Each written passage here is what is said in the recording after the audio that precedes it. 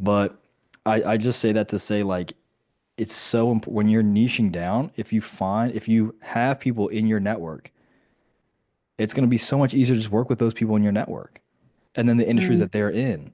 It's not because it's like, mm, oh, well, like for me, I work with people in other spaces. I work with nonprofits. I worked with a whole bunch of agency guys. I worked with, um, goodness, I mean, all kinds of businesses, landscapers and lawn care and Airbnb and real estate and mortgage brokers and like insurance mm, guys. And I've worked with all kinds of spaces. And so the group that you have the most amount of connection with is going to be the most fun to work with. hmm. There's money in every Yeah. industry. It's just okay, Yeah. price times frequency times workload. That's it. Mm, yeah. Yeah. I But think once I you found find out that, the hard way. yeah, yeah, I think you definitely Yeah. did. Yeah. I went to like so many industries, cold called so many. But yeah, I'm glad. I'm glad. It's Yeah. But see, now uh, you know now, okay, I don't like those spaces. And this is the space I yeah. think I like. And you'll sit here for a little bit and see if you like that space. Mm, yeah, exactly. Yeah. So it's like I mean like I've talked about all the time, it's like dating. Like you don't know your type until you take a guess and you go out and you go on a date and you go, let me try this, let me try that, let me find someone who does this versus someone who does that. So there's like it's just like dating. It's like okay, maybe roofers are attractive because there's a high ticket, and then you go on a date with them and you're like, oh my gosh, what a horrible personality. Like I don't care how much Mm, money you have, you're mm, mean. Some people go, hey, you have a lot of money, mm, I'll deal with you being mean, right? It's just like dating. yeah, So me, agree. I prefer high ticket guys who are laid back. Somebody I think Omar saw me. I was like commenting on this guy's post and he was like, "Does anybody do like just lead offers and not like system offers?" And I was like, "Yeah, you're just talking about like a marketing agency like they've been doing these for like I don't know, forever." And I was like, "Yeah, this is what I do." And he's like, "Well, I'm not looking for he's like, "I'm not looking for the pitch. I'm looking for like how they offer it." I'm like, and all the comments were like everyone was like confused. I was like, "Okay, I think the reason everyone's confused is because you're just asking about a basic marketing agency. Like if their systems are set up, like you can track the conversions for the marketing agency." And he was like, "Lawyers don't need that." And I was like, "Okay." I'm like, "Yes, they do." And he was like, he was basically he was getting upset with me. And I was like, I wasn't trying to rub him the wrong way, but I was just like, listen, like every business has traffic fulfillment and or traffic conversion fulfillment, every business. It doesn't matter what. He's like, well, not lawyers. I'm like, yes, lawyers. Every business has that. You can't show me a single business. Like, do lawyers collect money? Yeah, they're known for collecting money. They're known for billable hours. And like everyone was saying the same thing, and he was like getting frustrated over it. But one of the things I Mm, said, because he was like, I don't need you to pitch me. That's where like I tell people all the time, like when they're like, "Oh, I don't want to buy from you," I tell people nicely, but the words can kind of cut. I told them, I'm like, "Listen, you're not even remotely close to my avatar. Like, if you're asking these basic questions, mm, you don't have enough money. You're not." And I put in the beginning, if you're having this offer, you're either too immature or you don't know what you're doing. Like those are your only two mm, options. And so when he replied, when people reply and they're like, "Oh, you don't need conversions," you're answering the question for me. Like you are either too immature, which is I don't mean that in a bad way. There's a negative connotation with immaturity. You just have to mature a little bit, right? Like wine needs to mature. Before wine is grape juice. That's still kind of good, right? If you mm, want grape juice, if you want grape juice and if you give a kid wine and he's expecting grape juice, like you probably shouldn't be giving kids alcohol, right? Like that's not going to go so well. mm, So mm, I don't mean it in a bad way, but like when you're finding your avatar, you can pick who you do and don't work with. So like we were talking about yesterday, that's gonna kind of like a segue into what we're talking about today. When mm, we're doing the segue into like working with the dream client, we're gonna cover like the YouTube content. Yesterday we covered a little bit about like the social media content, like on your written posts, making sure it's content that you would read, you would follow. But the the main piece that we want to look back to when we're determining who we're going to make content for is this should never change, okay? And if you guys are sick of me saying it, I don't care because I'm gonna say it more times because so many people are just keep getting this wrong. Dream clients. Everything should tie back to who your dream client is. Because when you're working with your dream client, when you're speaking to your dream client, so like for example, today we're going to talk about like specifically video content, when you are trying to work with your dream client, you need to always speak to them, right? So we talked about before we talked about who, what, how. You always kind of want to cover these in some way, shape, or form, right? So some kind of a who, what, how. And then what you're going to see with the content structure is we're going to add in hooks. We're going to add who it's not for. We're going to add what not to do. We're going to add how not to do it. So things like that, right? But when we're making any kind of content, even if you're just doing normal content, you want to cover the who, what, and how. And so the most important thing I can tell you, go look at all of my content, and I'll give you guys a chance to make fun of me in a second. I speak to my dream client, whether it's with the high ticket stuff, whether it's with the low ticket stuff. So, for example, and this is not to make me feel like, please do not stroke my ego, okay? You guys know I got thick skin, okay? Why did you guys pick Alec over somebody else? Because let's back up a little bit. Did most of you find me through Facebook or through YouTube? Facebook. Okay, Facebook. Steph, I know was For YouTube me, it was like a recommendation, referral referral. recommendation. Okay. Yeah, Did anybody not see YouTube video content beforehand? I So didn't. okay, so Adelina didn't, I don't. Yeah, but most people saw me on Facebook, looked at the YouTube, or went on YouTube and then hit me up on Facebook. Is that about right? Mm-hmm. Great. So in the YouTube content, I want you to learn from people that are doing relatively well, relative, and take copy. So just to show you that I do this, and I wouldn't like to even preface this, I wouldn't even say I'm very great at YouTube. I have my YouTube monetized, and I make a ton of money off of YouTube. I don't have very many subscribers. I make a ton of money off of it. It's because I only speak to my dream client. That's all I speak to. So if I post a video, I know I'm going to get 3 to 5 clients off of that. And that might be affiliates. That might be somebody saying, hey, can you build this out for me? So my conversion numbers are really, really strong. So the dream client, if you think back to when you first saw like my ugly mug, right? What about me made you think, okay, this is the guy I'm gonna work with, or I'm gonna pay this man money, I'm gonna work with under his affiliate? You're not gonna hurt feelings. You can tell me. I think because you are very honest in your videos and you provide a lot of value that is free for all the world. Okay, would you say I'm more honest than most people, the same amount of honest, or less honest? Oh, more honest or more natural. Like this is Alec and that's it. Uh-huh. So we could say authentic. You you you don't want to pretend. Yeah, no, try not to be fake. So Uh-huh. we have more honest, more authentic. Uh-huh. Authentic. Didn't seem to be full of hype, straight to the point and blunt. So that's the one I get all the time.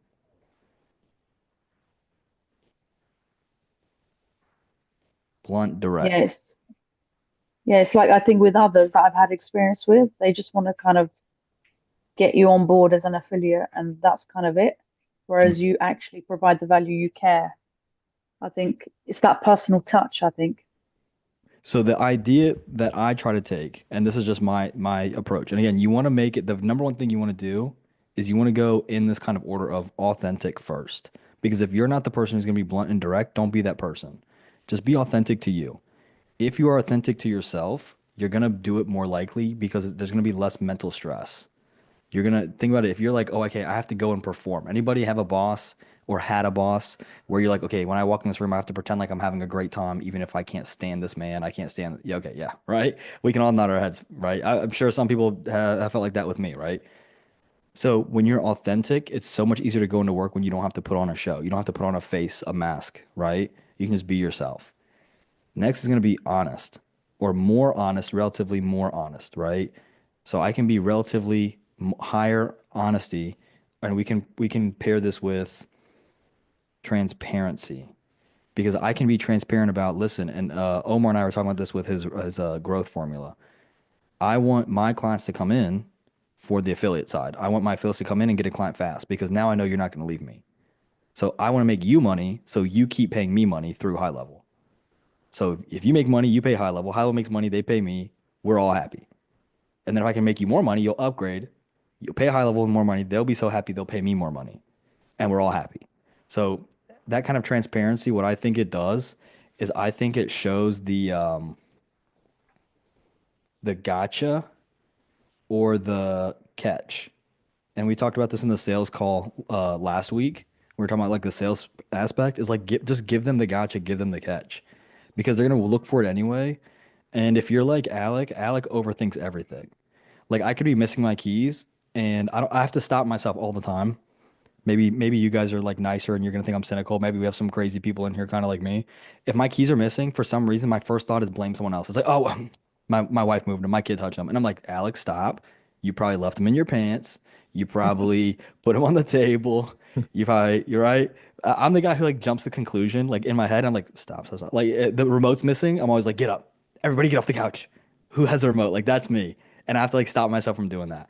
So if you just give them the gotcha and the catch, it will talk people down off of like their assumptions. So like for example, one guy was like, "Oh, I have to put my card on file," and so his concern is like, "Oh, you have all my card information. He's gonna take all my money." I'm like, "Why? What?" I'm like, "That would ruin my reputation." So you just basically say, "Oh yeah, this is the way we do it. Here's how it's secure for you. Here's the fail safe same track, and we have this in the contract." So we just basically say, "This is the gotcha." Like we just bring it up to light, right? If you like 8 Mile, like Eminem. You guys ever anybody seen the movie 8 Mile? Mm, No. Basically, he goes into like his last rap battle and he goes first. And he just makes fun of himself. He just basically brings up all his faults. He's like, "Yeah, I'm ugly, I'm white, trash, blah blah blah." He just starts roasting himself.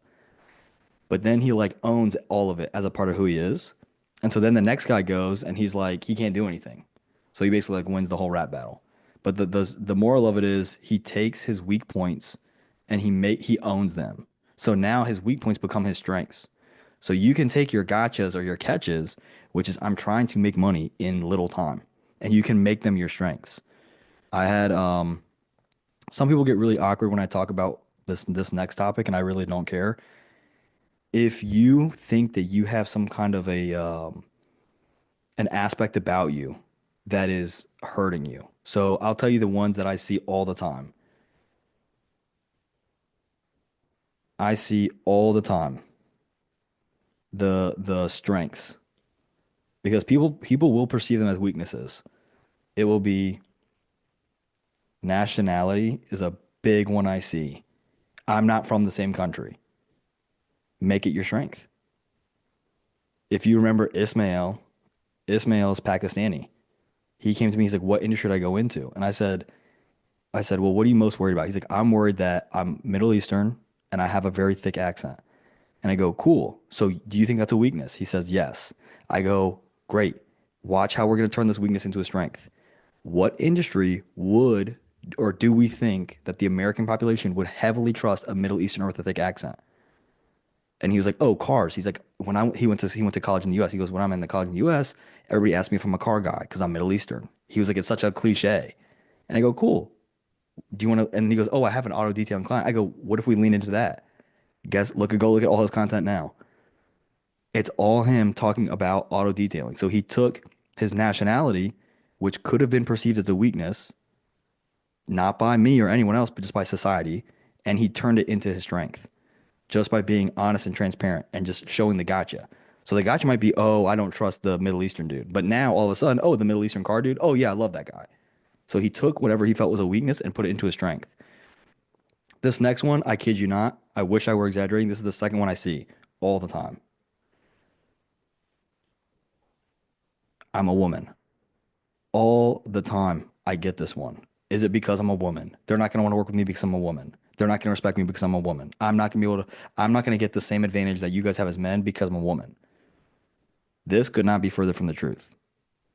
Anybody work with blue collar clients? If you work with blue collar clients, who goes out and does the work and who runs the office and does the invoicing? The wife. mm, So who do you think has bigger purchasing decision in the sale? The husband or the wife? The wife. Who do you think the wife is going to listen to more? The woman who understands the struggles that women go through in business, or the man? The woman. It doesn't matter if they say the same words, you're going to relate to people who are more like you. The woman. We used to run promos. We do this all the time, Valentine's Day promos. And we will sell our services as a present the husband can give the wife who is running the whole business anyway. So this is one that I see all the time that people perceive as a weakness. So if you're making content and you're in a male dominated field or you're concerned that's a weakness of yours, make it a strength. Same goes for I'm a man. I had a guy come to me. He was a man, bald, and guess what industry he worked in? Hair salons. Bald man in hair salons. That's the complete opposite. But do you know why that stood out? Because it was a pattern disruptor. Because they were expecting a woman to be talking about it, and it was the bald man talking about it. And so he would make a ton of jokes about his lack of hair to lean into his content. He was like, I don't have hair, so I'm obsessed with making your client's hair really nice. Or I'm obsessed with you getting more clients to fix their hair because I'm obsessed with hair. Like that was a joke he would just lean into. So anytime you have a weak point, just make it your strength. That's all you have to do. These are the two biggest ones. The third is going to be experience, or more accurately, lack thereof. They didn't experiment. This is a true story. I'm going to tell you. You can look up this experiment. They didn't experiment where they wanted to, excuse me, they wanted to cut people in line at a shop. So there's a big line of people at a coffee shop, and they're going to see how can we cut in line. And so they did three things. Guy number one would cut in line, and he would give a good excuse. I'm late to work. My wife's in labor. I've got to rush. I got to go to my kid's game. I got to drop my kid off at school. Something, right? Guy number two would give a really bad excuse. He would say something like, "It's Tuesday. Can you let me cut? It's because I have shoes on. I have closed-toe shoes on. Will you let me cut? The sky is cloudy outside. Can you please let me cut?" And then guy number three would have no reason. He would just say, "Can I cut?" What do you think the level of success was for each group? We have good excuse, bad, and none. What do you think performed the best?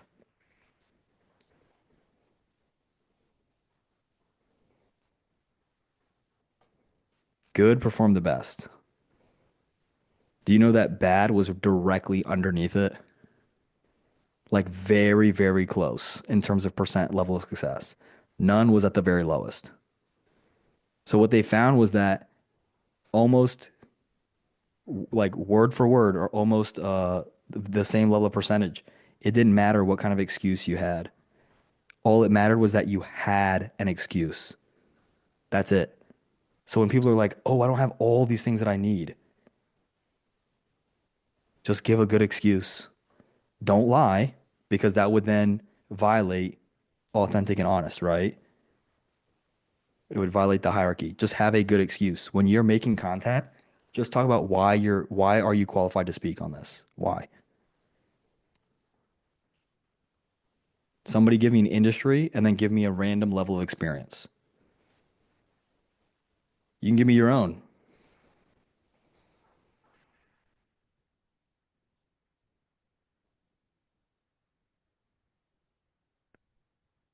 No one. Salons. I know this is one that people get nervous on, so you guys got to be bold. And we're gonna cover that with content too. So salons, okay. Yeah. Steph, what level of experience do you want me to have? None, little bit, lot of bit, None. none. Okay, watch this. I have zero experience with the nail salon. Zero. This would be my excuse of how to listen to me. I have zero excuse running a nail salon.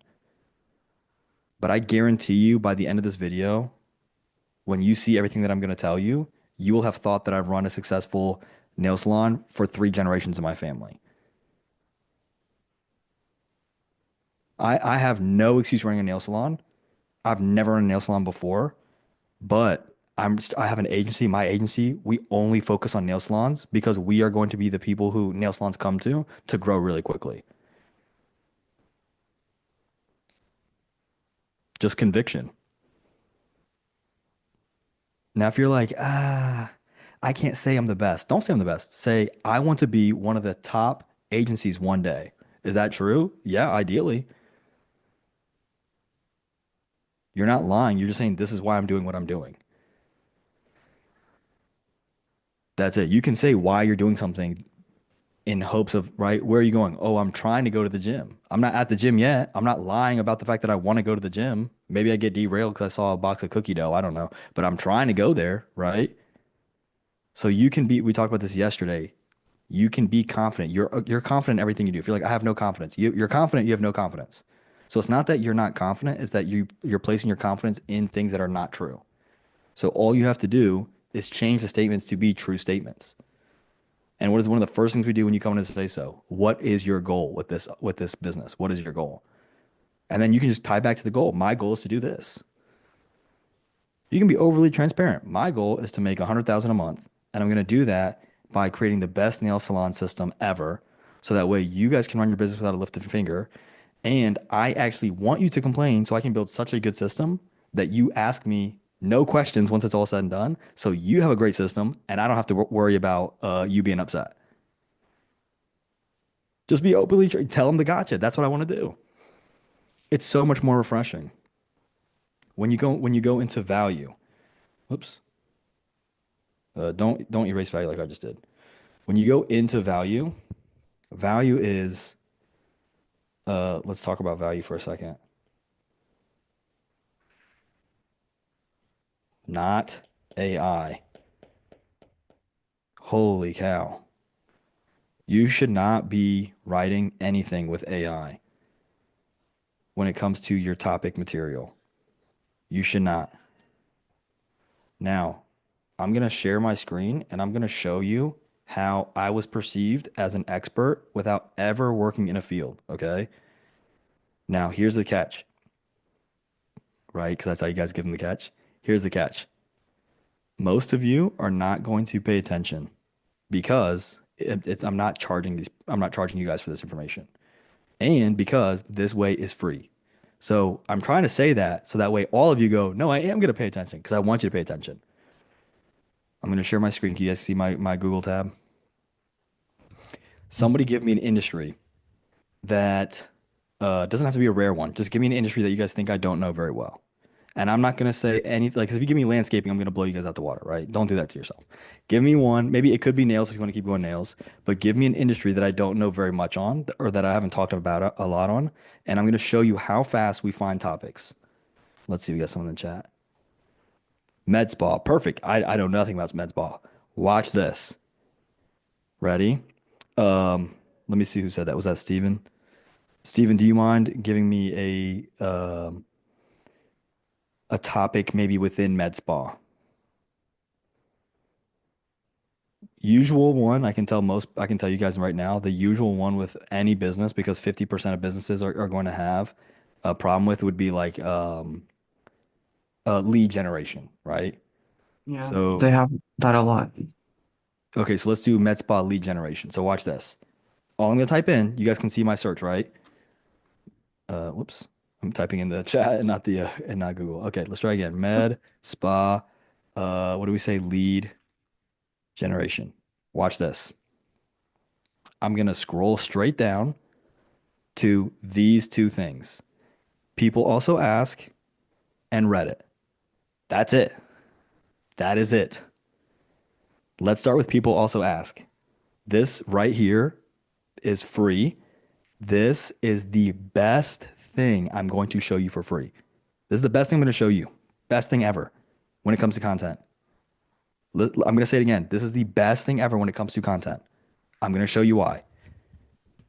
How many results do you guys see?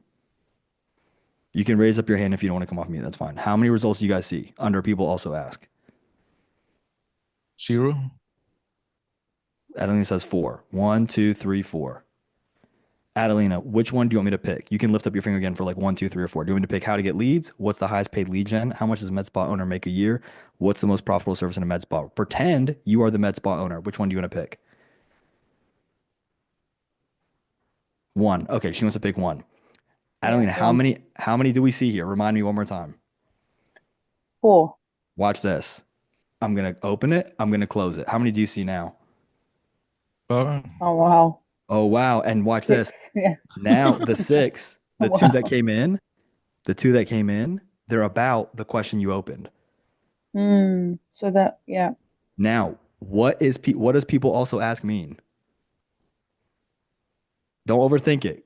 Because we're used to this is the big problem with the marketing agency, and this is the big problem with content right now. The problem with content right now is that we are so used to it being so complicated. I have given people like people will like want this like whole crazy quadratic formula, and I'll give them 2 + 2 is 4, and they go, no, no, no, it's not complicated enough because they think it's not complicated, it doesn't work. I remember, I kid you not, I remember one time I was in college and I got a piece of furniture and I didn't have a hammer, and I was like, let me just use the back of my shoe to hammer these nails in, and it did not work. All I had to do was go buy a hammer for like $10. Done. It was a simple fix.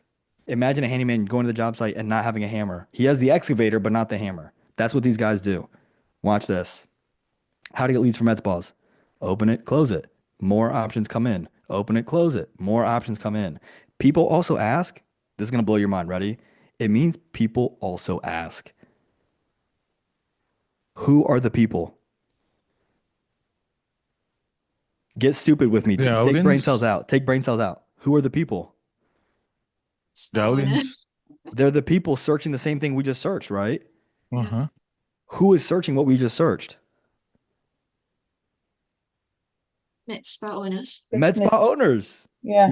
You guys are nervous because it's so stupid, right? It's so simple. It's like, is this it? This is it. Yeah. Med spa owners. Now watch this. Who is telling us that other people are asking this? Google. Google. You mean the search engine that has like 82% of all searches ever?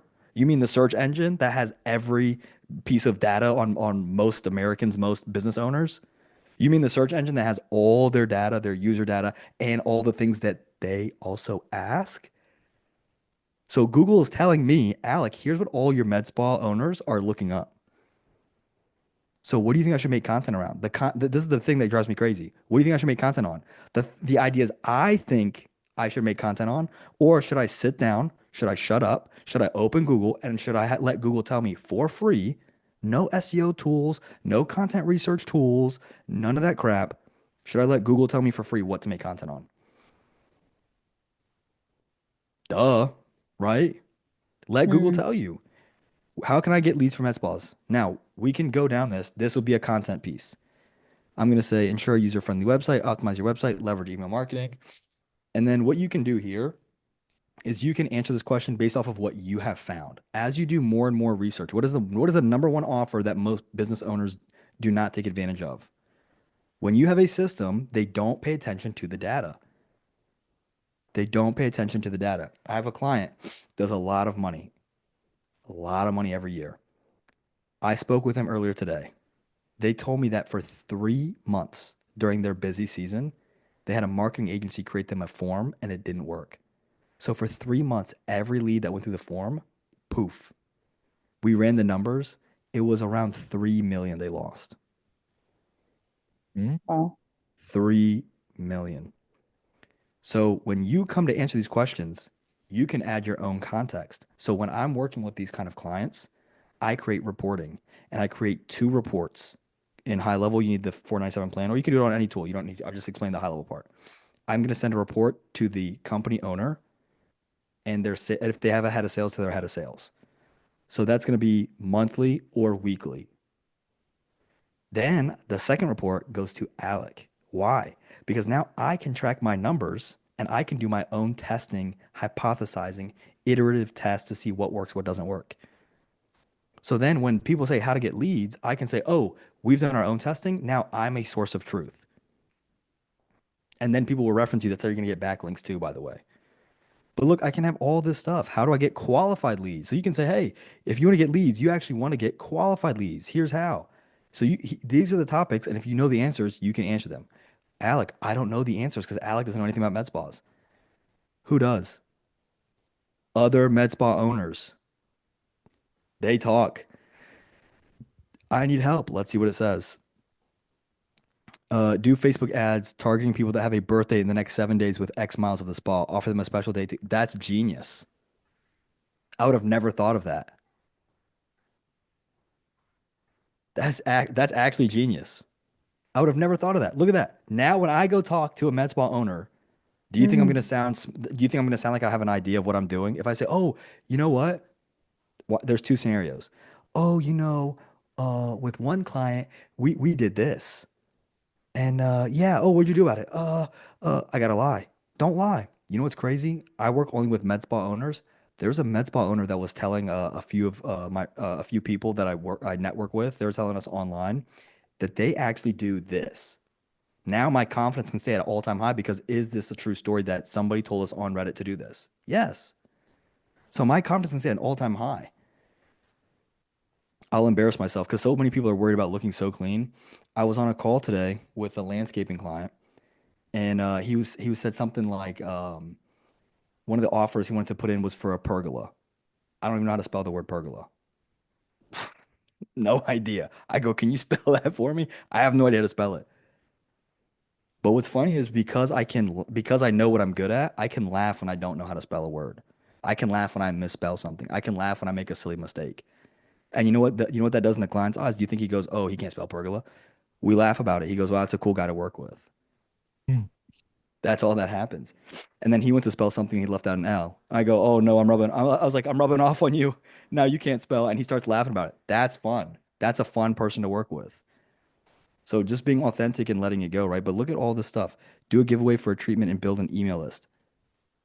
Steph, isn't this what I was talking to you about?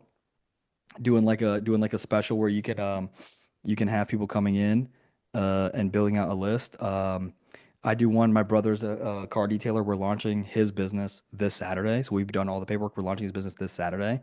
One of the things that we're gonna do is we're gonna have a really cheap detail day. A really cheap detail day. So it's gonna be like I kid you not, 80% off. They're gonna be the cheapest details ever. Why? Because when they come in, he's gonna clean it and then he's gonna have their information and we're gonna retarget like crazy.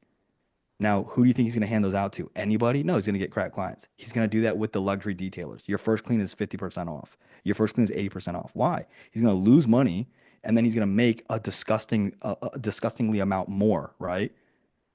So you can do these all the time where you're trading contact, right? I know getting the CPL lower would look good for you, but what's the end goal? Like someone suggested, if you do a giveaway, you're going to lower CPL, but more than likely raise the CPA. If this were my client, I would get a better understanding of the KPIs. So this is good. So look, this person can sound like they know what they're talking about, which leads me to believe this person probably knows what they're talking about, right? If you already have this info and left it out, just know you want lower CPLs, regardless of what happens on the back end, right? So then when this person talks, more people might listen. Can I recommend a different approach? While paid advertisement and marketing is a good way to generate more appointments, it's unpredictable and can go either way. What I recommend is SEO. Oh, okay. So should I do SEO over paid marketing for my nail salon, right?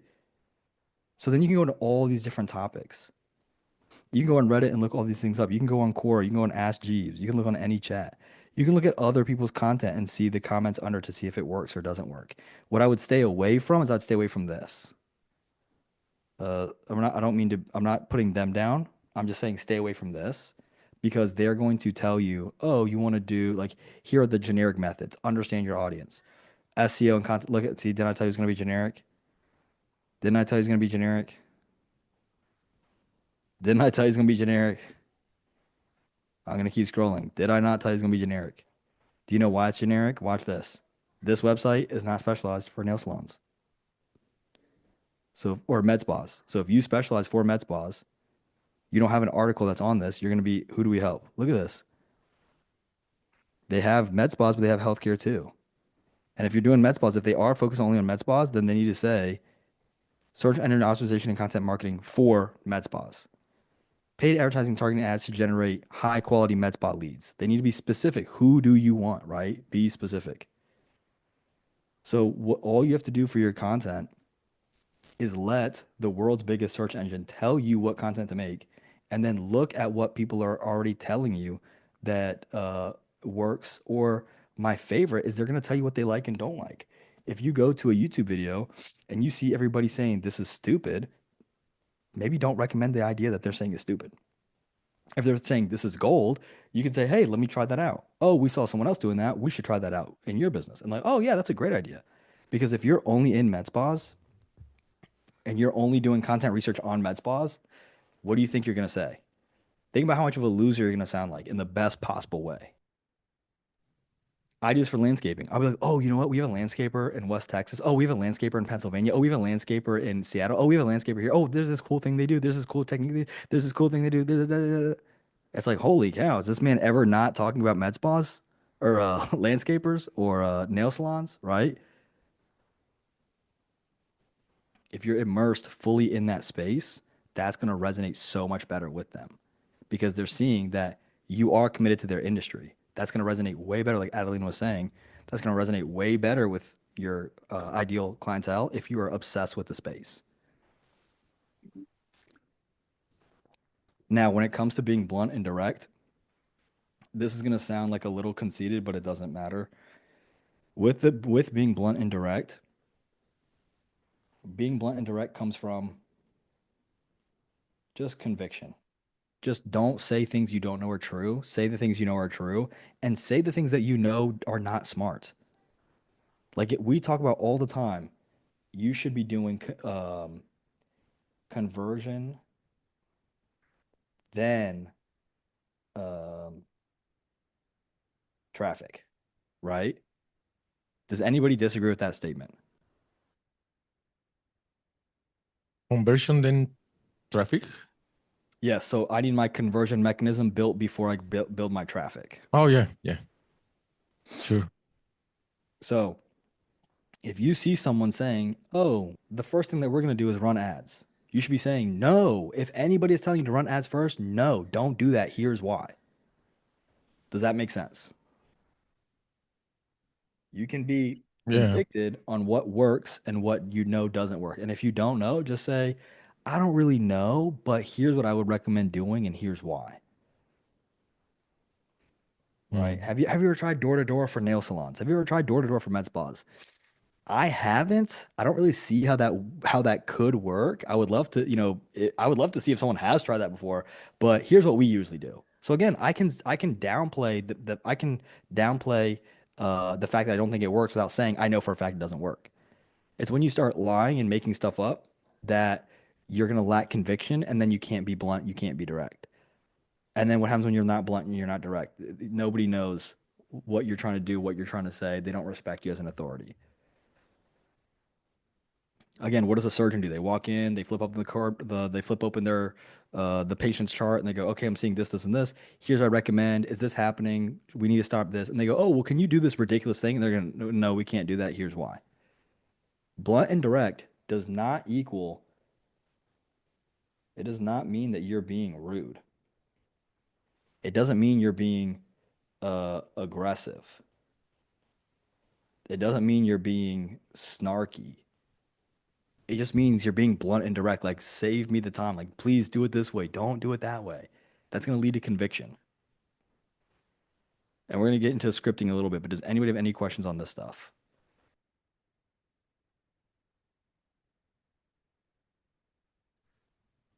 So one of the examples when it comes to being blunt and direct, there's a great book on this. I recommend this all the time. It's Win Without Pitching. And I believe the author is Enns, spelled like that. Enns.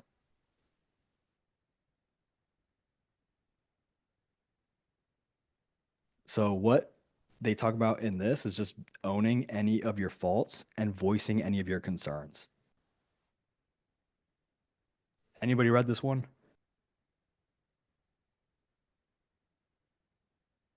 Ooh. Allergies are going crazy today. Anybody read Win Without Pitching? So one of the things they cover in that one is if you think they're going to mention an objection, to just take their objection from them. So if they're like, oh, it sounds like a lot of money, instead of waiting for them to say, I got to think about it or let me do it, and you're just waiting there, you basically say like, oh, you know what, one of my concerns is we kind of went through the value. You said the numbers made sense. You gave me the numbers you have. One of my concerns is that it's not that it's a lot of money. It's just that you maybe don't have enough cash flow.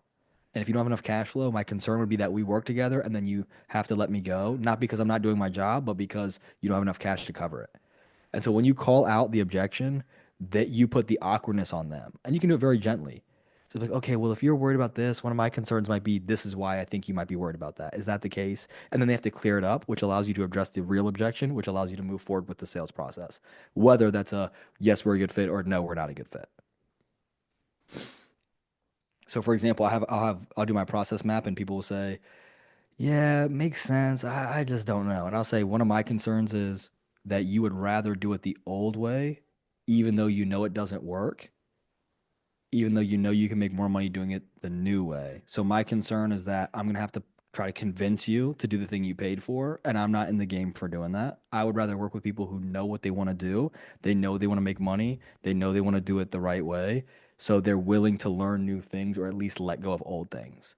And so then they're going to say, oh, no, I'm willing to do that. And then they have to make that decision to either part with it or they have to say, you're exactly right. I want to hold on to it. I go, great. Because again, the best thing is a yes from a yes. The second best thing is a no from a no. So if they're telling you, oh, you're exactly right, great, let's part ways. So being blunt and direct is just about being, bold or brave enough to say what you want to say.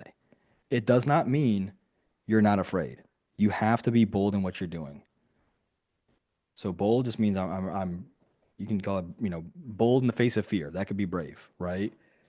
So it doesn't mean it's not going to be awkward for you. I had one of my favorite bosses ever was when I was in a position to like fire people, and had to let this lady go. It was like my first week. I had to fire someone my first week because I was like, hey, I'm trying to meet with the team, and she would keep like leaving like an hour before her shift was over. I'm like, what are you doing? And she did it 3 times, and he was like, you're gonna have to let her go.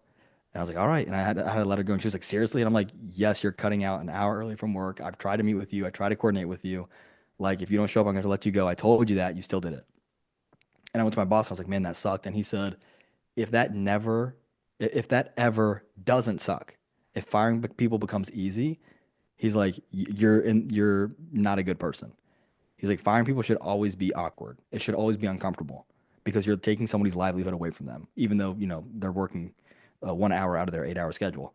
He's like, it should always feel awkward and uncomfortable. So when you're being blunt and direct, I'm not telling you to lean into it and say, oh, this is very fun to do. Oh, I like being mean. I like being, so direct. It might hurt people's feelings.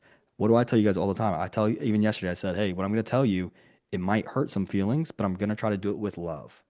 But I also don't want you to keep doing that, right? We talk about chain smoking. If you're chain smoking, what do you want me to do? Oh yeah, it's good. Yeah, you should chain smoke around the baby. Yeah, that's a great idea. No, you're also not going to be like, oh, well, if you want to chain smoke around the baby, you're gonna be like, hey, listen, I love you. You're a cool person. I can't have you smoke around the baby. It's not good for the baby, right?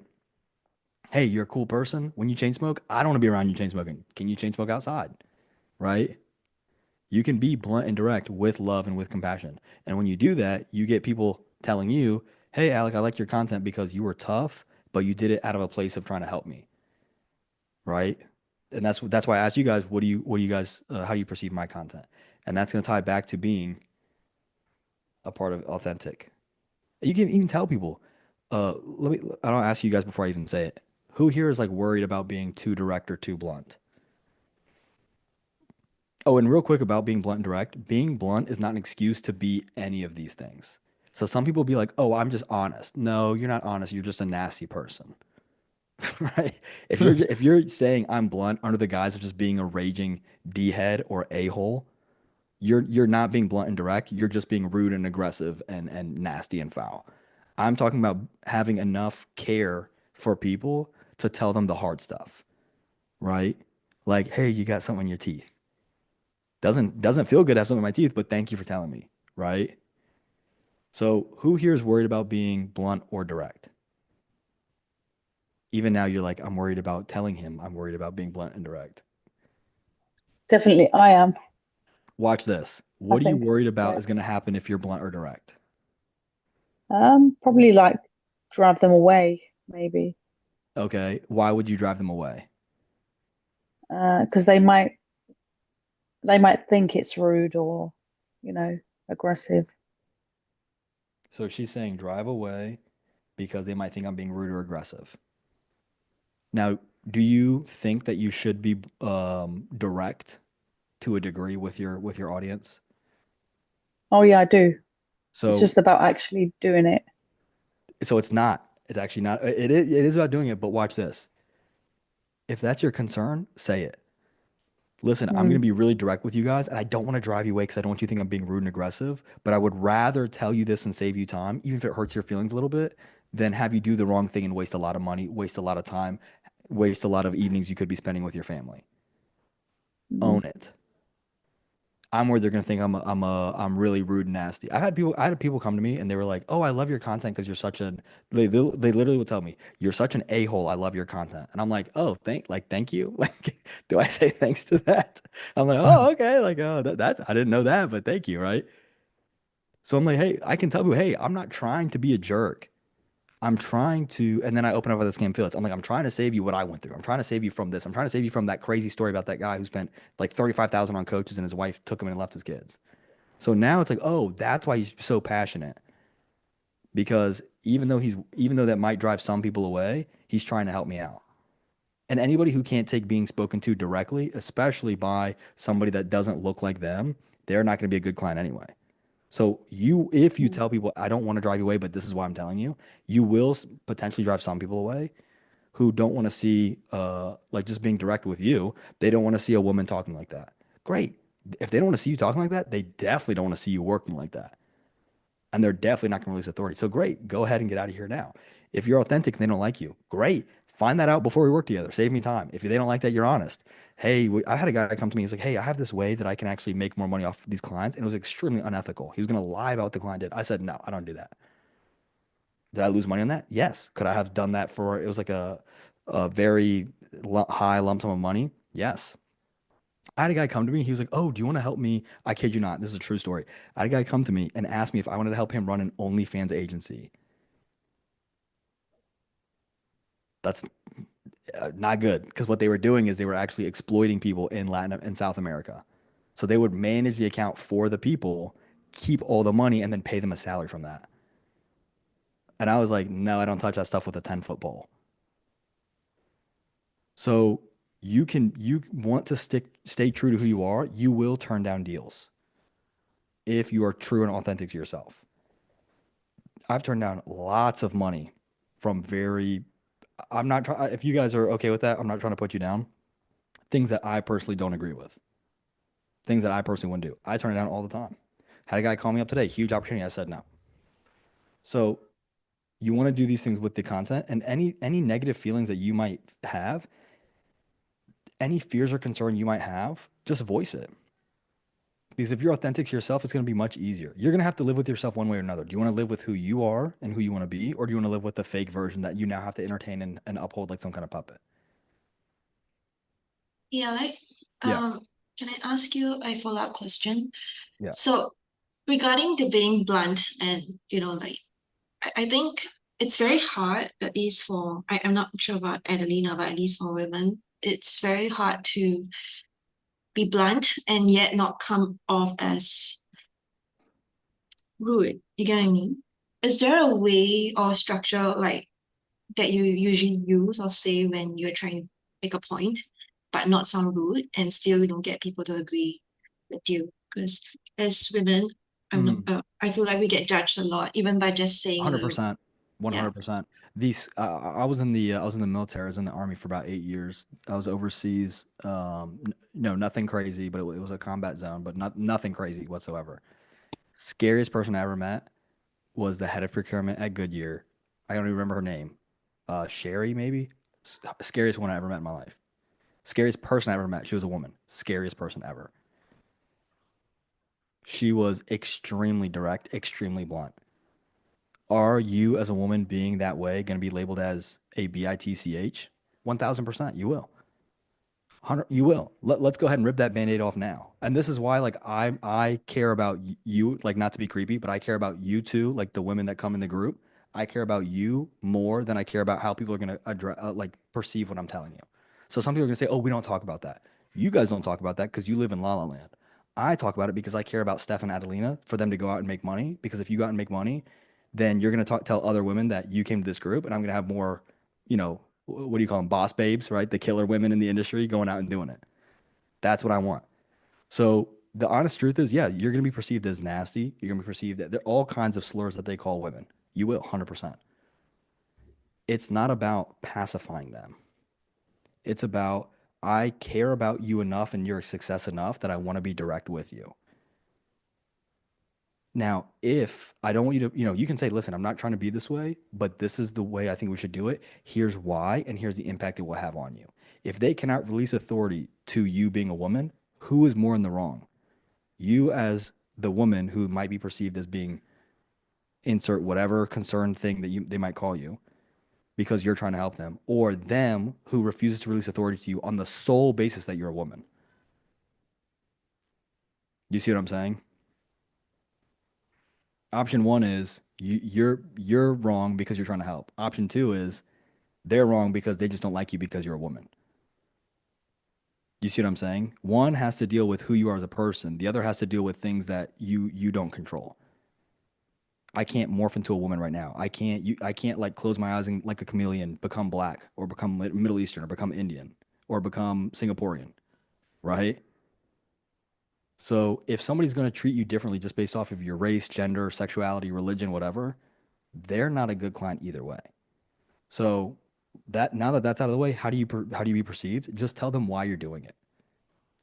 Tell them why you're correcting them. I had a guy today. He goes, "I want to build a survey with these questions," and I said, "Well, I'm like, how often do you come to these questions?" "Well, they're more like tasks." I go, "Okay, why don't we change this into actual tasks that you can manage?"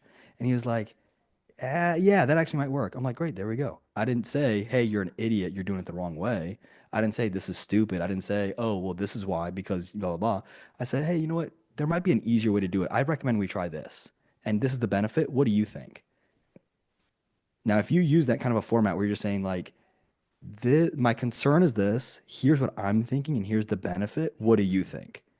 So now you don't have to end it on I'm right and I know it. You can end it with what do you think? And then they might give you context and then you can go, oh, okay, well, considering that, let's change this. Or they might give you context. And then in some cases, this is the scary part. They give you context and you're still right. And then you go, okay, well, even with that context, if this happens, what about this? What about that? So what I do is I use a lot of questions and I give context. Here's what I'm trying to do.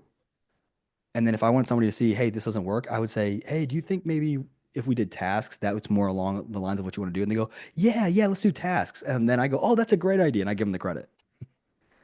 I kid you not, it's like talking to a 4-year-old. It really is. Business owners throw tantrums. They're stubborn. I mean, if you have kids, you know exactly what I'm talking about. Adults are just big kids. I say this all the time. Adults are just big kids. Now, we don't want to patronize them, but you really want, especially, here's a little pro tip, especially with the men. If you make the men feel like it was their idea the whole time, you'll never have a problem. And again, I'm literally talking about patronizing. I really am. And if anyone's going to come and be like, oh, well, you look at business as male as female. If you don't see the world and all the differences we have, not to divide us, but to say, how do we operate within those differences? You're immature. You're oblivious. You're ignorant. It's never, and the question you have, Steph, is a good question because a lot of women go through that. What I'm saying is own it. Give the context of what, like, this is what I'm trying to do. Here's what I think we should do instead. Here's why. And then ask them for their opinion right away. What do you think about doing it that way? And then they'll give you their habits and anxieties, just like we talked about in the 4 forces of selling. And if they call you a whatever horrible slur that they want to call you because you were right and you're trying to help them, have a good day. I'll move on to the next person.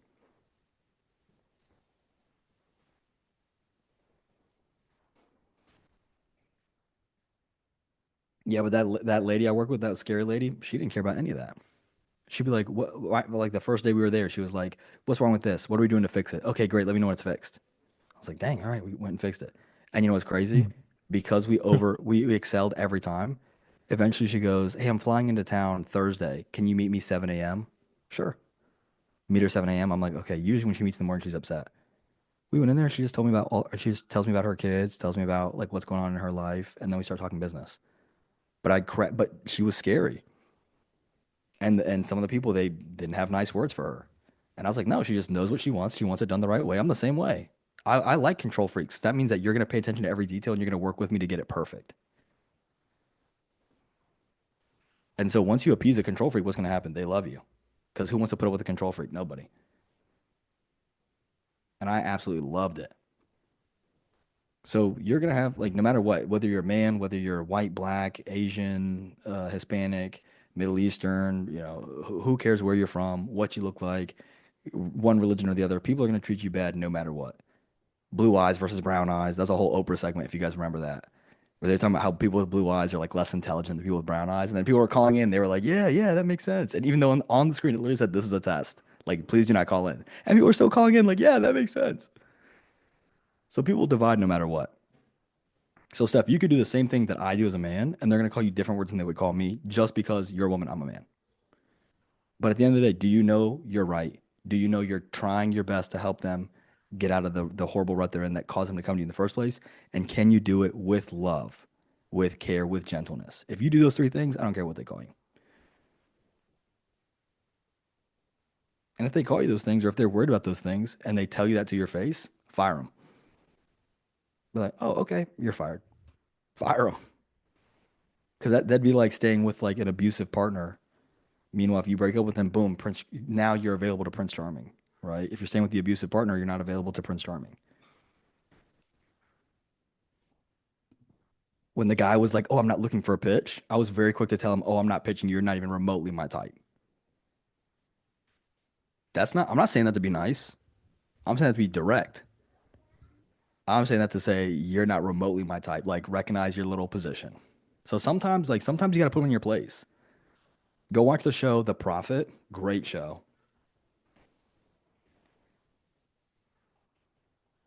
I think he's Lebanese, and he goes in to fix these business, and he'll tell them, he's like, listen, I'm not here because you guys are doing well. I'm here because you guys suck.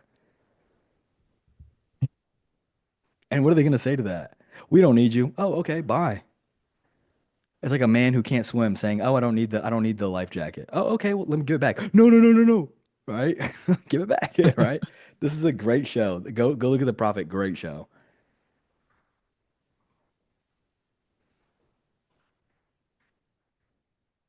But that's why one of the things I was saying up here,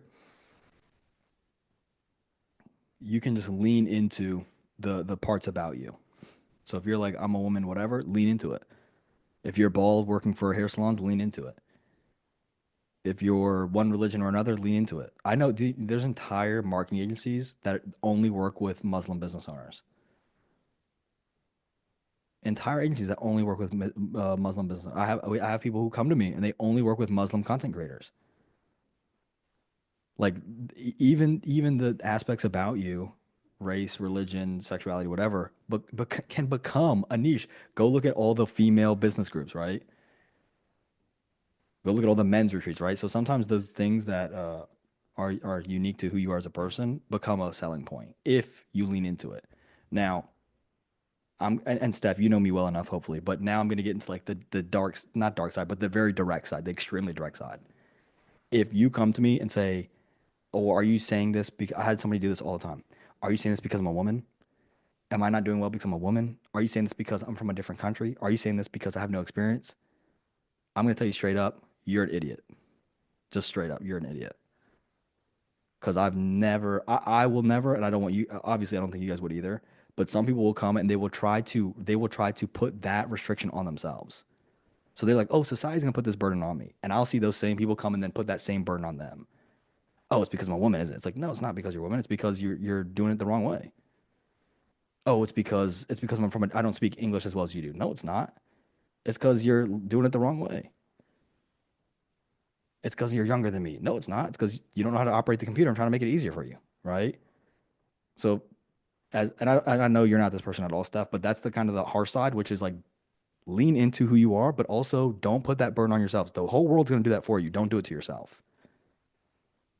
So that's the tough love part.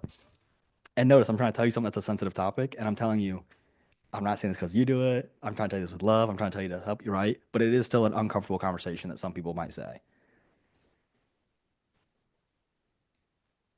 But it is a very good question. Any other questions on the topic on this part above?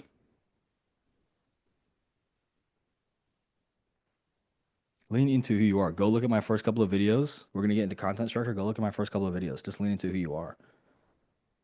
Ugly, bald, deformed, whatever gender you are, whatever color your hair is, attached or detached earlobes, glasses or no glasses, background or no background, good camera, no camera, bad camera, who cares? And I'll tell you this, you guys care more than anybody else cares. That's the sad part. I remember I'd be like, oh my gosh, they're gonna see that like, my hair is not combed this perfect way, or they're gonna see that like uh uh my teeth are crooked. They're gonna see like my whole bottom row of teeth is crowded. It looks like a can of sardines in the bottom row of my teeth. Those things are crowded like they're at a rave. Who cares? Right? Like if you just lean into who you are, you'll have so much more fun doing it, and you'll attract people who want it, who are just like you, and they respect that. There's a reason why I tell you guys all the time, like the SASO group is my favorite group of people because you guys are all here for the same reasons. You want direct feedback, you want to make it happen, you don't care about excuses, you're not flashy money people. Like you want to grow a business to take care of your family and travel and do fun things. I've had maybe one person come in and say, I want to make $1 million so I can buy a Lamborghini in 7 months. And I'm like, okay, you're in the you're in the wrong group, buddy. I think you need the Forex guys, the Forex scammers. So going to and anything there we ready for content structure. Good. Mm. Moral of the story is be yourself, and if you only talk on what you know, you'll never lack confidence. Just own it. All right, going into content structure. What I typically like to do for content structure. Oh wait, let me see. We got some in the chat.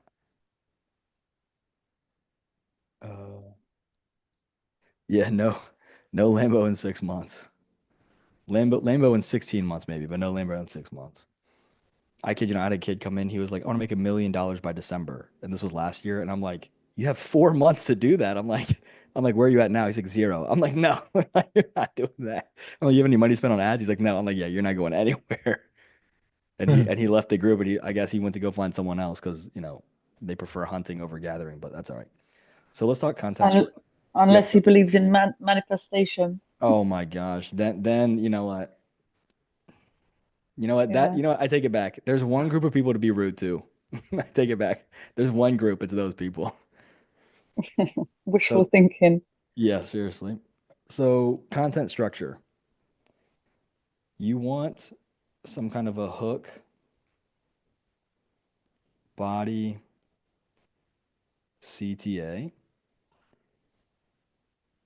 The hook from what I would recommend in the hook. And again, I'm not a great content creator. So take what I'm telling you with a grain of salt, but I've made a ton of money off of the very small YouTube population that I have.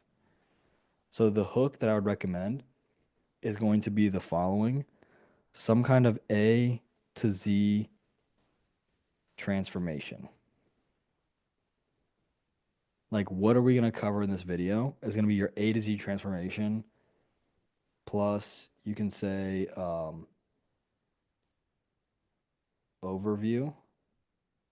So this might be like, here's what we're going to cover in this video.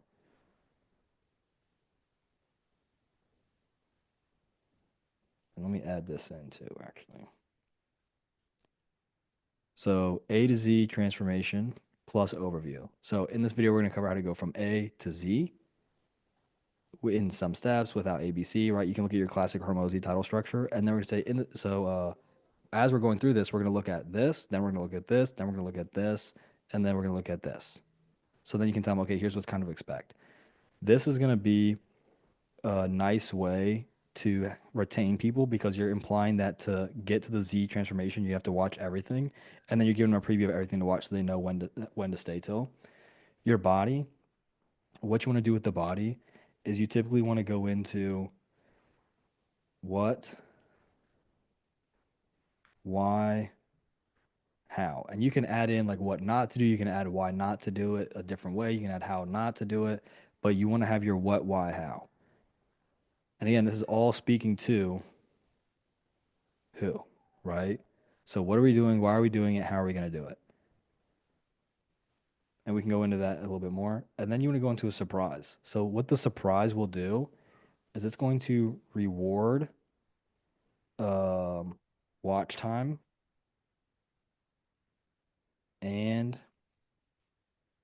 increase experience. So if I say, oh, I'm going to cover all these things, and then I go, oh, by the way, because you stayed 3/4 of the way through the video, let me give you an added bonus tip that we didn't cover in the overview. Or in the overview, you can say, oh, I'll give you a secret tip. So now you're going to get more watch time. Whoops. You're going to get more watch time because in your overview, you're implying there's a little surprise that I'm not going to tell you what it is. And then your CTA is basically, people talk about one CTA all the time. I don't. I used to try to do one CTA all the time. It was just, it didn't work out. And this one worked so much better. I would say learn more, work with me. This is what I find works the best in content. If you want to learn more, go to my group. If you want to work with me, go to my landing page. I've just found that this is the best CTA if you're doing some kind of a group because you're going to pump numbers into your group. And then what's the group going to do? It's going to push people to your page, your landing page, or they're going to go straight to your landing page. So obviously this is the main desired CTA, but if you have some kind of a relational CTA, then you can follow up with them for free. So this is the structure that I typically like to use. Hook, body, surprise, CTA.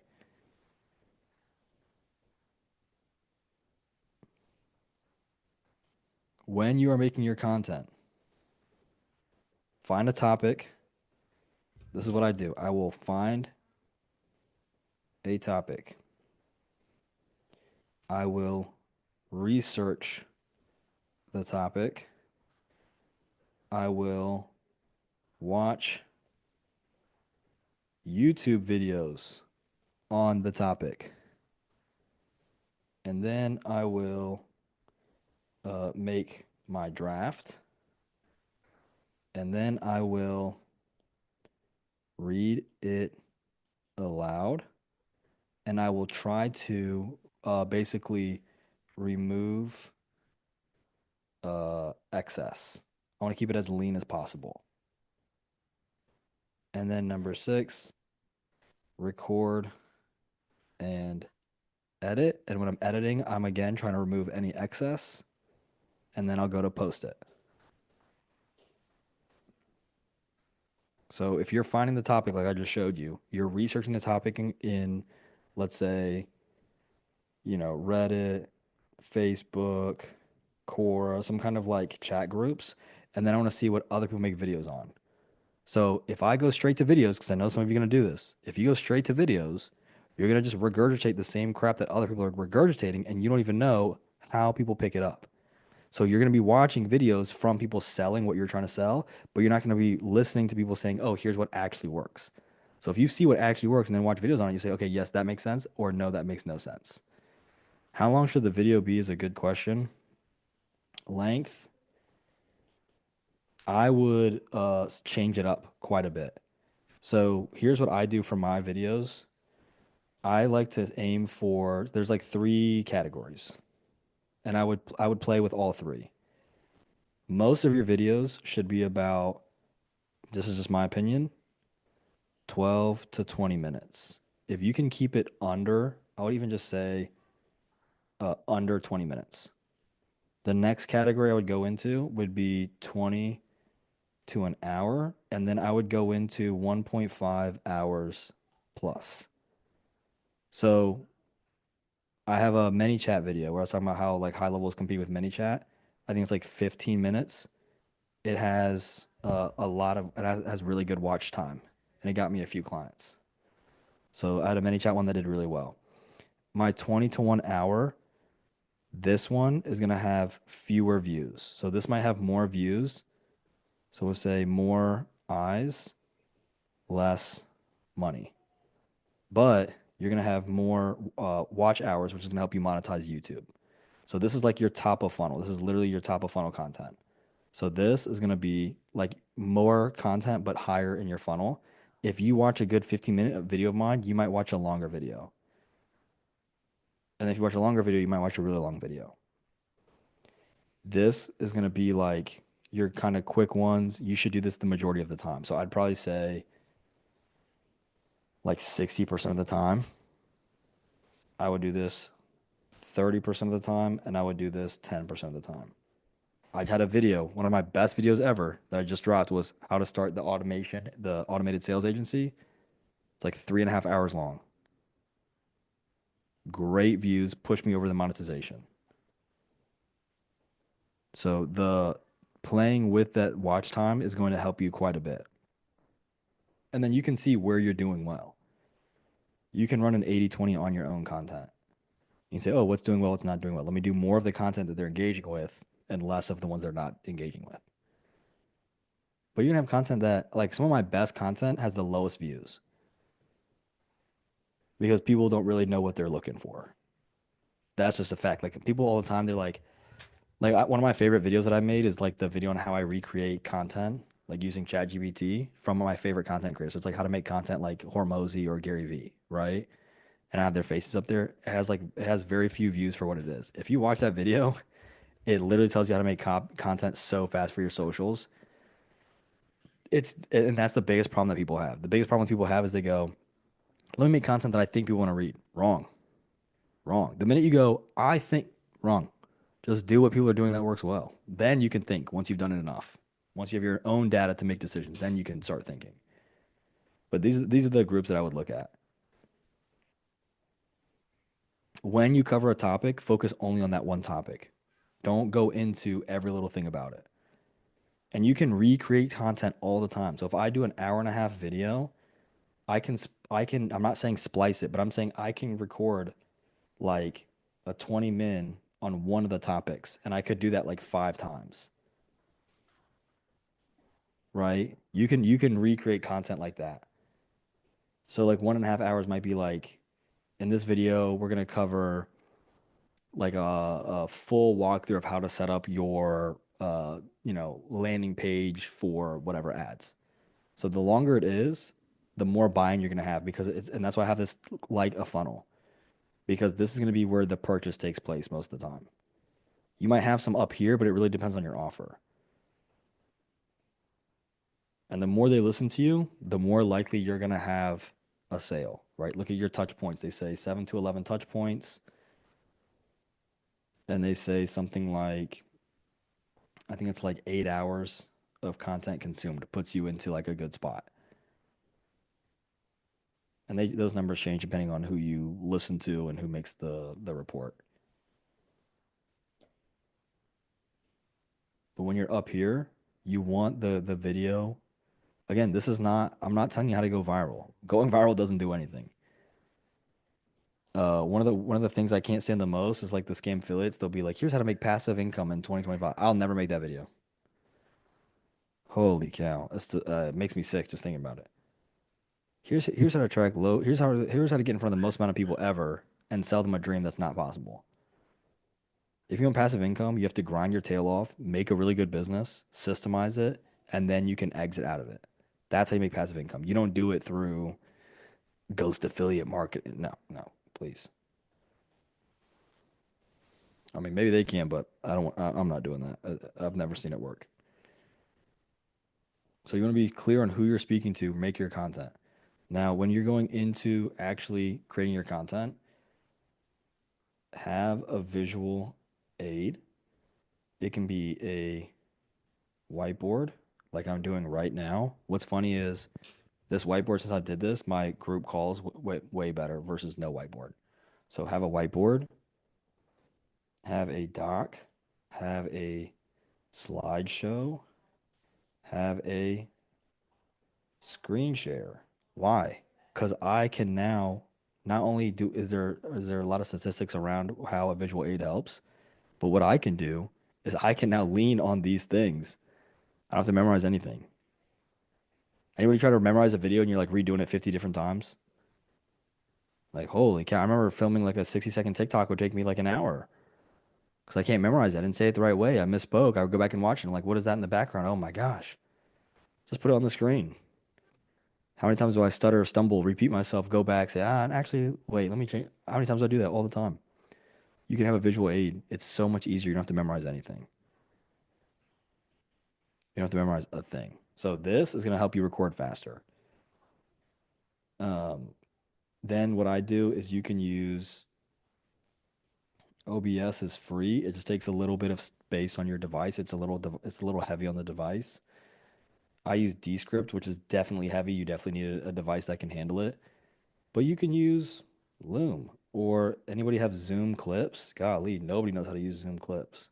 If you have a Zoom account, just go use Zoom clips. You literally, let me see if I don't think it'll screen share because I'm on Zoom, so it won't screen share. But you go to Zoom. If you have the desktop app, at the very top it'll say clips, and you can do your own Zoom clips just like whatever, just like Loom. So this free. This is paid. This has a free plan. So I wouldn't say trial has a free plan. So I'll say free-ish. And this is usually included with what you're already paying for. A lot of people go, oh, I don't have to pay for anything extra. I already pay for Zoom. I'm like, yeah, just use Zoom clips.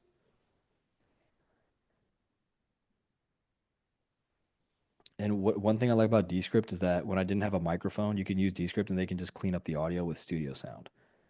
When it comes to hardware, just use what you have. Anybody know what the best budget camera is to use?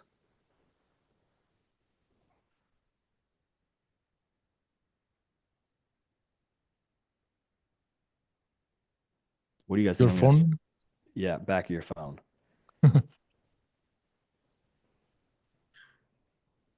Is it the best camera? No. Is it better than what you're probably thinking of doing? Yes. Is it better than any webcam device? 1,000% yes. Back of your phone. You can get an Amazon clip on Amazon, put it at the top of your screen, your computer, and you can hook your phone up right there. Take the phone charger cable, plug it into the wall. When you're doing the screen recording, you can add the camera as a screen recording device. Plug it straight into your computer if you need to. Just use the back of your phone. If you need a microphone, just get a cheap microphone. You can get like a little mic that goes on your shirt, connects to your device. Just get a cheap microphone. This is a $400 microphone. You don't need this starting out. If you had told Alec when he started out, Alec, one day you're going to buy a $400 microphone, I probably would have been like, no, that's stupid. And look what I'm doing, paying money for stupid stuff, right? Just go cheap. And then if you have a bad mic, plus clean your audio, you can go to Adobe Podcast. This is free.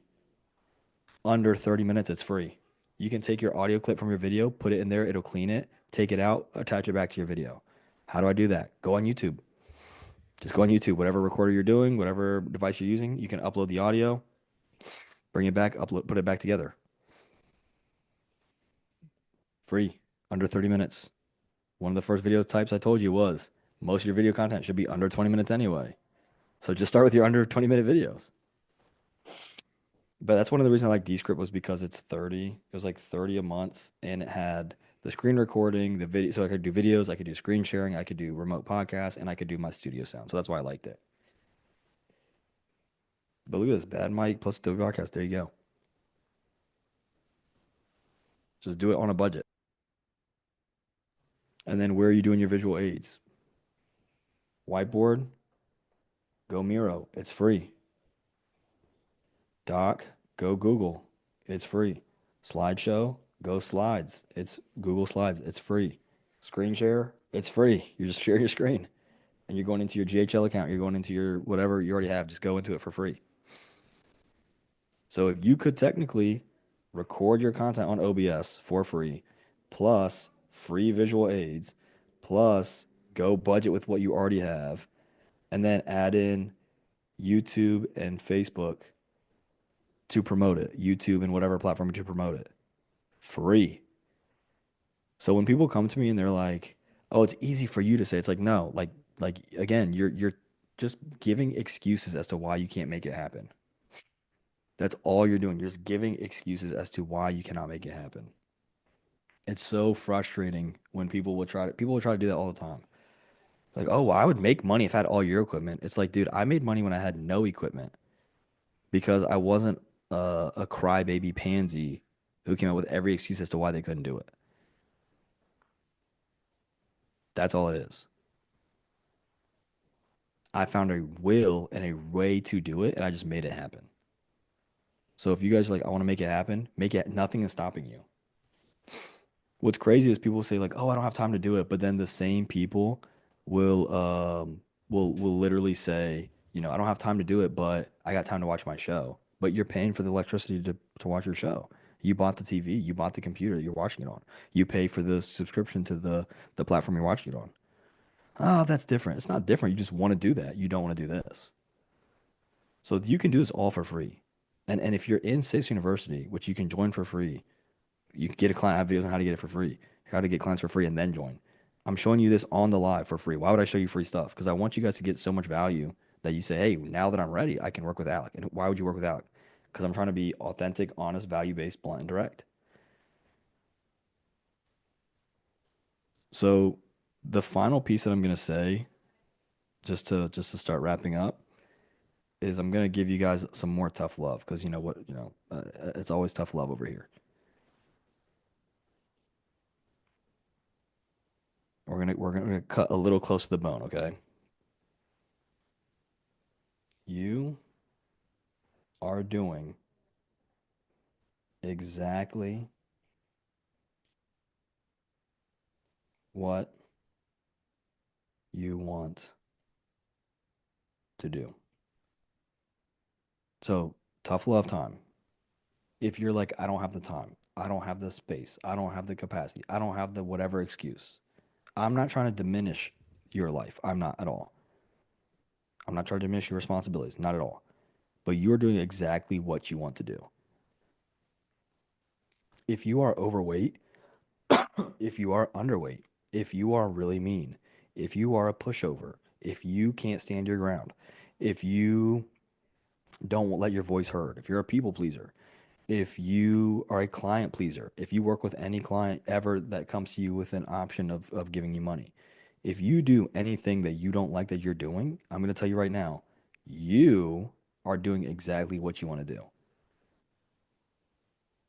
And I know that's a tough conversation because I'm harder on myself than anybody else is. I promise you that right now. And I'm not going to be hard on you because you have enough people probably doing that to you guys. But at some point, there's this balance. I talk about this all the time, this weird balance you have to have between I'm my biggest cheerleader, but you know yourself better than anybody. So sometimes you have to call yourself out on your BS. If you are not making content, you're doing exactly what you want to do. If there's something that you're afraid of doing, you are giving into the fear and you are actually doing exactly what you want to do. Like, oh, I wish I could do it. What's stopping you? Nothing is stopping you. This is the biggest like frustration that I have. I hate this statement so much.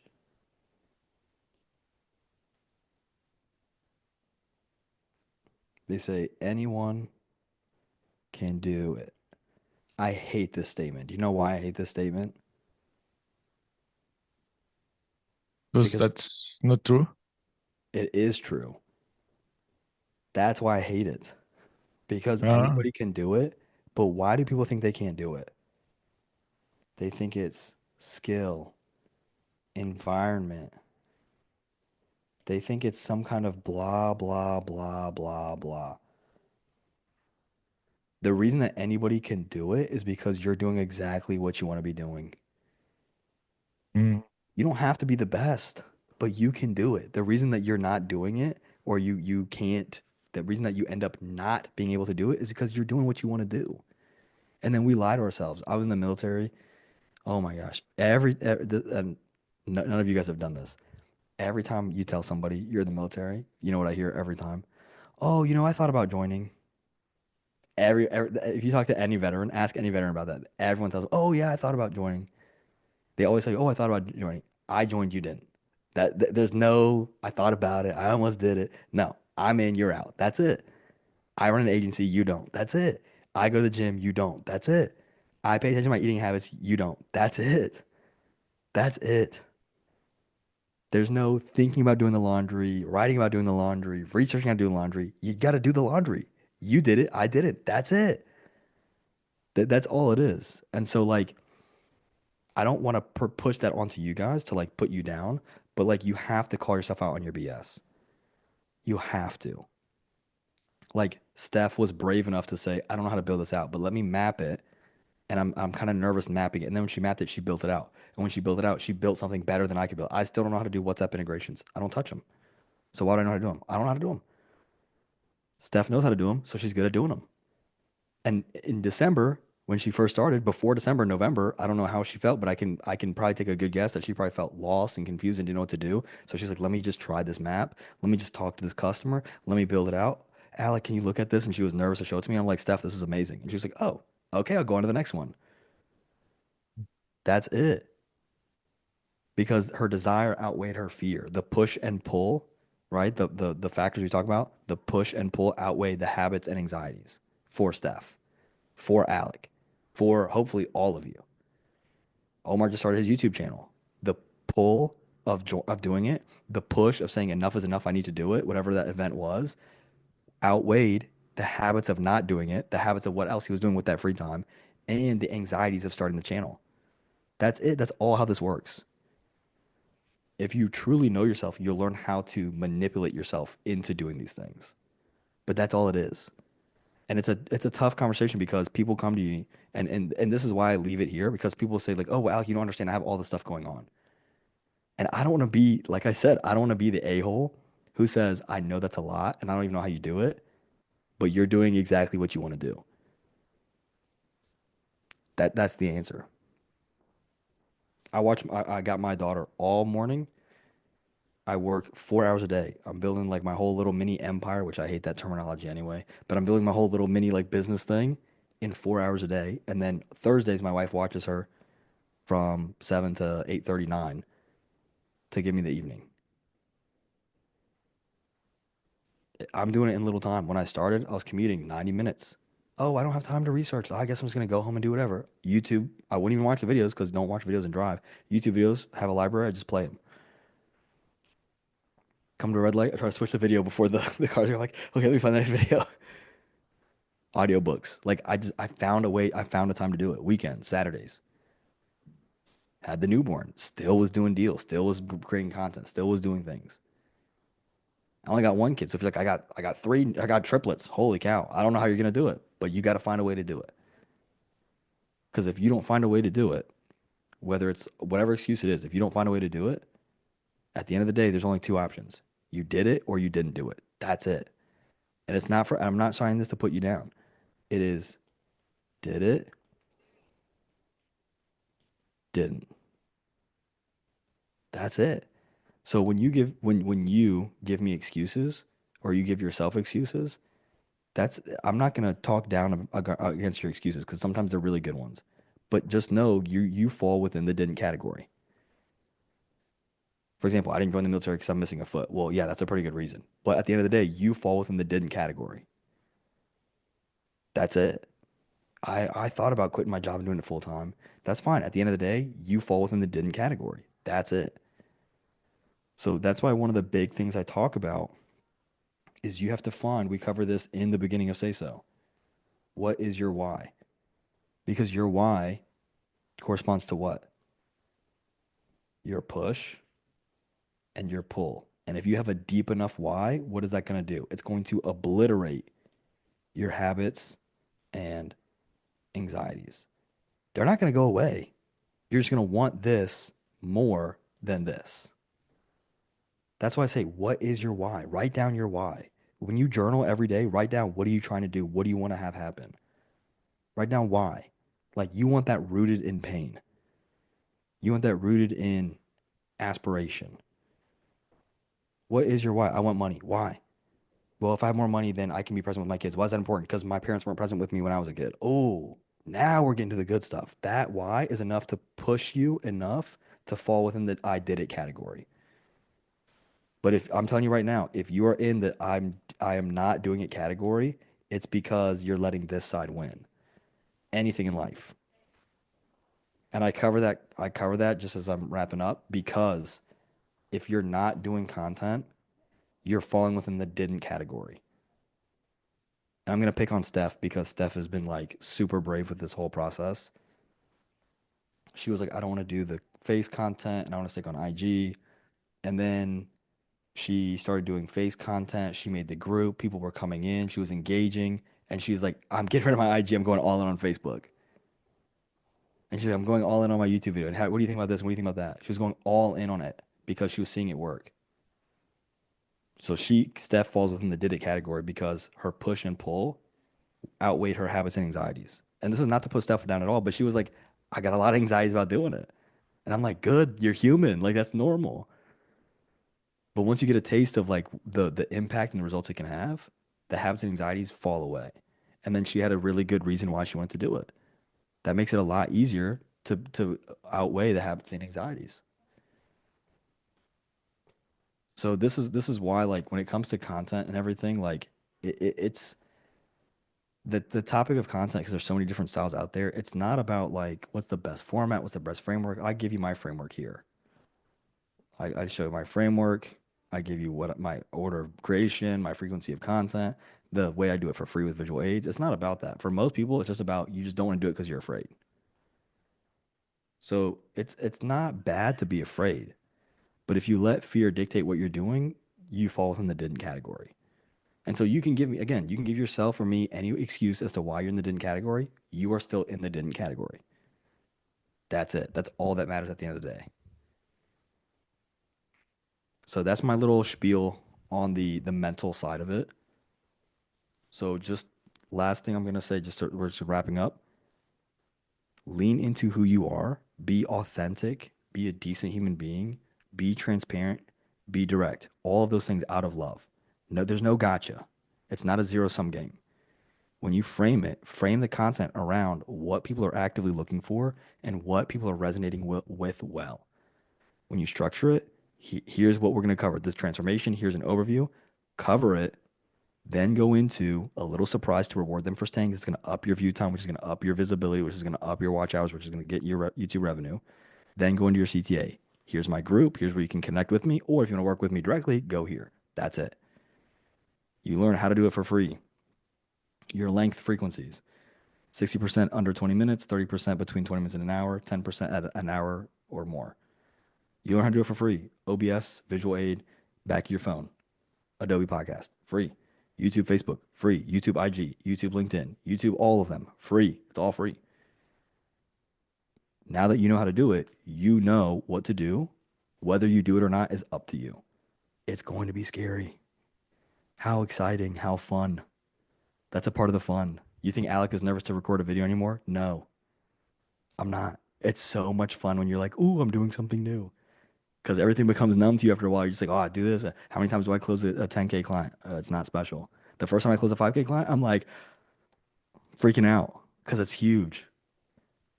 The 10th time, you're like, okay, kind of loses its sparkle a little bit. So if you're nervous, you're also excited. It's the same emotion, just different perceptions. Have fun with it. But make sure that you fall within the I did it category so you don't live with regret. Don't fall within the I didn't do it and then you got to regurgitate all your excuses every time. Don't do that to yourself. So that's all we have for tonight. Questions, comments, concerns, hit me. I got like a few minutes we can stay. I just want to share that I've never thought that I will be launching my YouTube channel in my life, and I'm doing that. Yeah, now you're doing it. And that video Yeah, had good traction too. That was like your first video got way more attention than my first video got. Like you had good traction. yeah, that was surprised for me because I never thought that I could have these results. Uh, and I just started working on that, and then I shoot it, boom, and that's it. And that's just the first video. Mm-hmm. You're gonna get better, you're gonna get faster, you're gonna have some videos that flop, you're gonna have some videos that go crazy, and you're like, what the heck? The videos you think are awesome are gonna go nowhere. The videos you think do horrible are gonna go crazy. You're like, what? And then you'll start to figure it out. And all the while, you're gonna be positioning yourself better and better and better and better. They say if you want to be an expert, write a book. I Yeah. think if you want to be an expert, have a crazy YouTube channel where you just obsess over one space. Then go and write your book once you have a process that you know is like perfect. Mhm. But you're positioning yourself as an expert. People are going to see that and they're going to want to work with you. And you're doing it, right? It's fun. I get to monetize my channel in exactly 32 days. I have my AdSense going up, everything's set up. Exactly 32 days, I'll have my first little money coming in from YouTube. I can officially say I'm a YouTuber. Like, how corny is that? Right? But it's like, Yeah. oh, cool. Like when I started the channel, like again, like where you are, Omar, like right now, you're probably like, oh, it just started. Imagine 6 months, a year and a half from now, you start making money off of the content. So now you're getting paid, you're getting actually paid off of your marketing. Your marketing is usually your biggest expense is usually like what 40 to 50%, and now you're gonna get paid off of your market. Is that not a crazy like you told somebody that in 1960s, 1970s, 1980s, 1990s, they'd be like, no, it's not possible. You're gonna Hmm. get paid off of your marketing. That's insane. Yeah. All because you started today or earlier this week, right? Yeah. On Tuesday. Yeah, that's awesome. I Yeah. remember recording at a table in my living room. I didn't even have like an office set up. So I mean, you can go back and watch the videos. So bad. So anyone says, "Oh, my content's gonna be bad," go watch mine. Mine's I promise you, mine's worse. But that's like walking. It's like nobody. I go to the park near where I live with my daughter, and I meet other dads and parents all the time.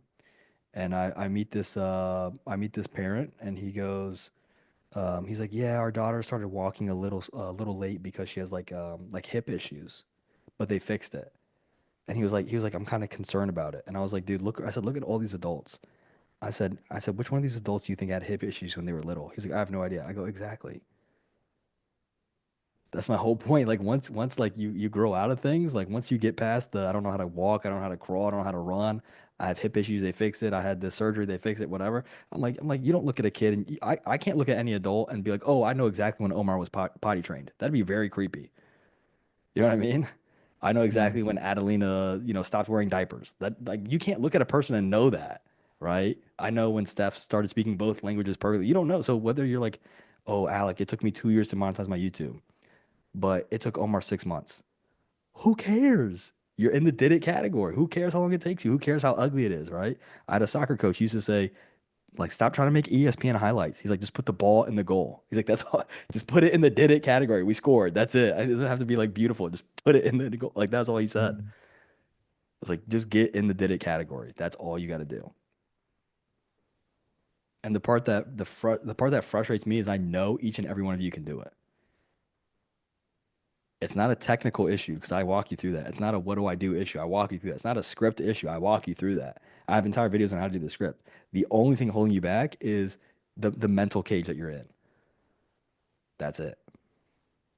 Once you realize it's all like just preconceived notions and perceptions of yourself and your fear of how society perceives you, it's like why do I care what they think?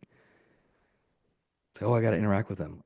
Not for long. If you're making good money, you have a whole group of new people who want to hang out with you. You have a whole new network and a whole and the people who cared about you, bring them with you.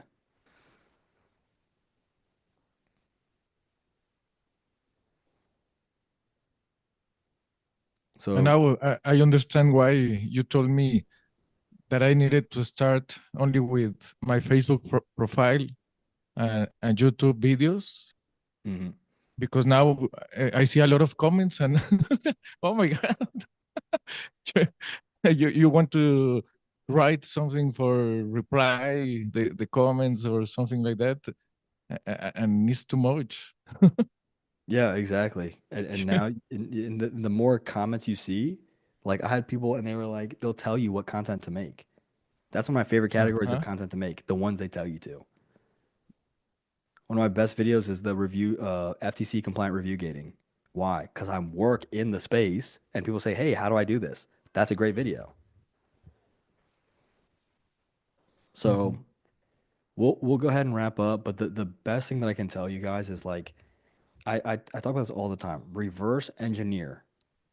If you close your eyes in 2 years, you have a successful YouTube channel that's bringing you in tons of money for 100% free. There are people who want to work with you because you speak to your dream client. They release authority because you're direct.